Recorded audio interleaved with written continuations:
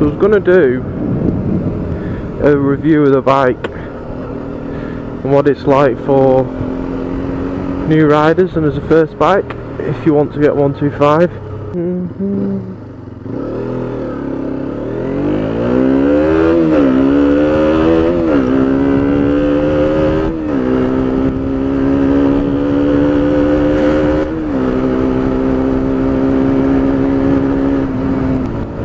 So this bike is a KTM 125cc. You get it in a couple of versions. You get it in white, you get it in orange.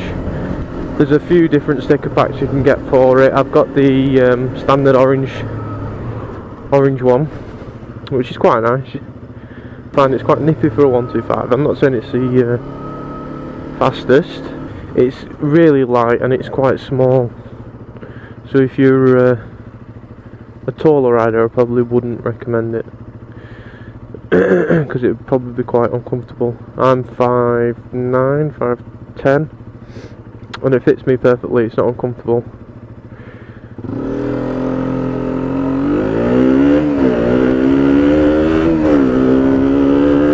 It's not the cheapest 125 in the world, but second hand you can get it at a decent price.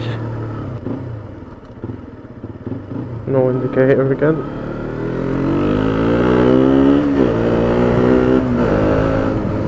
Yeah, so I got this for, I think it was 3,200.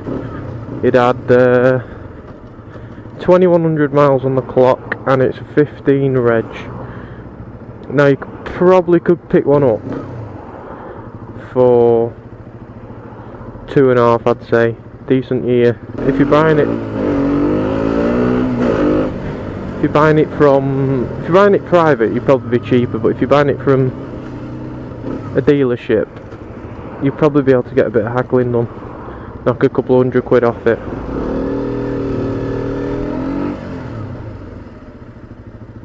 I mean, when I got this, there was a white one, not from the same place, but it was about 400-500 quid cheaper, but it was white and I didn't want a white one at the time, and plus I think it had a couple more thousand miles on the clock. Fuel wise, probably I'd say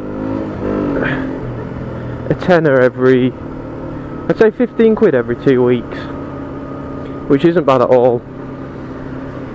I've changed the exhaust, so it probably will be a bit more thirsty than a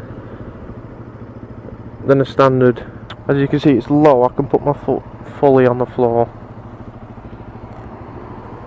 flat on the floor. It's one of the reasons why I bought it, because I was looking at the R125s. I'm not keen on sport bikes, but the R125s are quite a bit bigger than the MT-01, is it? Which is the similar to the 07, but the 125 version. So I needed just to get it in my driveway. It's quite tight, my driveway, so there's a car and a van, so because it's light and it's easy to push around, thought, you know what, I'm gonna get it. Now most of your power is in the lower gears. You probably get up to 40 pretty quick on this, but anything after 40, it's alright. I've had it to 76 mile an hour. That's on a long road with a wind behind me, full rev, shift gear for about a minute. So it will get there, just have to be patient with it. I don't know whether the exhaust actually makes any difference on the speed. I don't think it does. It makes it lighter. It's good at filtering, because like I say, it's quite small and quite light, so you can flick it through the traffic quite easy. The stock exhaust is fine. Like you could get it and not mess about with any exhaust at all. It doesn't sound too bad for a 125. Everybody's saying, oh, it's pointless getting an exhaust for a 125. It is really, if you want to move straight up to a bigger bike. But if you want to move straight up to a bigger bike, I wouldn't recommend a KTM Duke for the price. You just go for something cheaper, just keep you occupied until you want your big bike. Brakes are good. It's brakes on the front and back. It's not Brembo, but it's Brembo's sister company. I forgot what they're called. BO or something.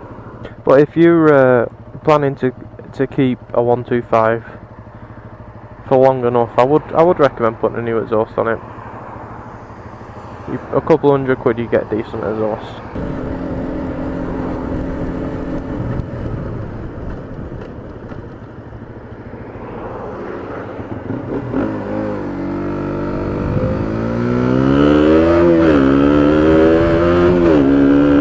That was 32 in second.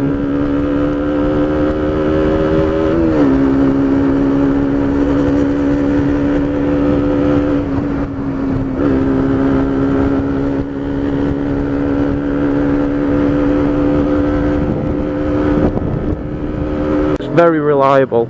I'd say it's I've not had any problems at all. I've had it for 6 to 8 months, probably closer to 8 months. Not had any issue at all. Always started every time. It looks a bit like a Wasp, I'd say. It's quite aggressive looking bike. I prefer naked sport bikes, and a lot of people do turn and look at it. I mean, I've not rolled. The only other 125 I have rolled is a Yamaha, which I did on my CVT. I forgot which one it is. It's the older style one.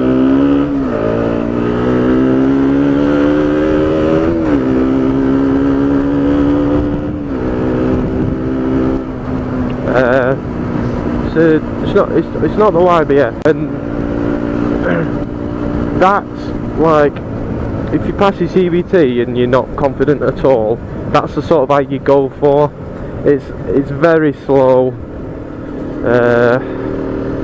I mean, this bike, what's this bike got? It's got like, I think it's got like 11 horsepower, something like that. I don't know what the maximum is for a CVT. I think it's 12 or 13, maybe even 14, I'm not sure. Engine braking's great. It brakes as you're going downhill. Pegs are quite high and straight. You can adjust your pegs, there's no problem at all, but like with any new bike, I thought when I first got it the pegs were way too high and weirdly angled. But I've not changed them. I got used to it after a week. But it's all about comfort, so if you're not comfortable then you change it anyway. Bad points. I'd say it takes longer to get used to than any other 125, but that's just me. It's not the cheapest 125 in the world, but if you're willing to spend a bit of money, then it all depends how much you've got and how much you want to spend, really. I've only ever rode one of the 125, so I can't really say whether it's a bumpy ride or not. I'd say it doesn't bother me at all. It's really hard for me to actually find more than 1 or 2 bad points about this bike. Insurance. I don't think it's the cheapest 125 to insure in the world. I'm 23. I've had a car for a year. And I'm on my CVT. It cost me £900 insurance, but you're a first time rider, so I do understand. I looked at my insurance after a year riding it, it halves, so it's not too bad at all. If you're just willing just to pay that bit much more for the first year, and then when that's over, it'd half if you've had no problems, no accidents. And if you live in a city or a town where it can get busy in rush hour or busy on your way into work or wherever you want to go, just flick it through traffic, no problem. You're sat quite high on this bike, obviously because it's a naked bike, so you're not pushed forward. I'd say it's comfortable position. Bars aren't too wide. I don't think the price drops on these much either. So if you buy it, put a couple thousand miles on, and then you want to sell it again for a bigger bike or a different bike, I think you not get your money back, obviously, but I think you get a good deal for it if you're trading it in anyway. What am I on now? I'm on just over 5,000 miles, nearly 5,100 miles. I bought it when I was on 2,100 miles, so I've done over 2,000 miles on it, which is a lot for me. I'll try and get in here.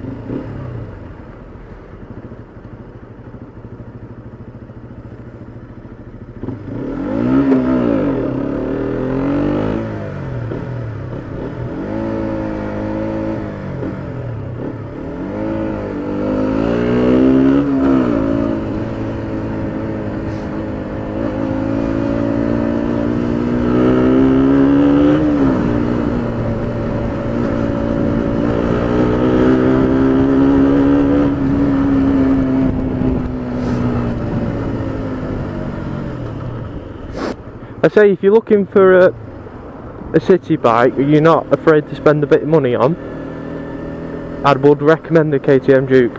If you're in like a rural area or something like that, I recommend a Yamaha WR125, which I think actually might be a bit dearer than the KTMs, but like they can handle the mud, the rain a bit better than a Duke, and the traction's good on this. I've never had any issues. If you prefer a moped, then you get a moped. It's easier, I presume, and easier maintenance, and no gears to worry about. But when you've been on a bike for a month or two, you get used to the gears. Like, it's no issue at all. It's just as easy as driving, if not easier. But it's not easier than driving, actually. I wouldn't say it's easier than driving, but people always worry about, oh, it's geared and all this bullshit, but what's the problem? You drive a car with gears, and why can't you ride a bike with gears? It's just when you're on your CBT, like I was, I worried about gears, and it took me a while to get used to my gears.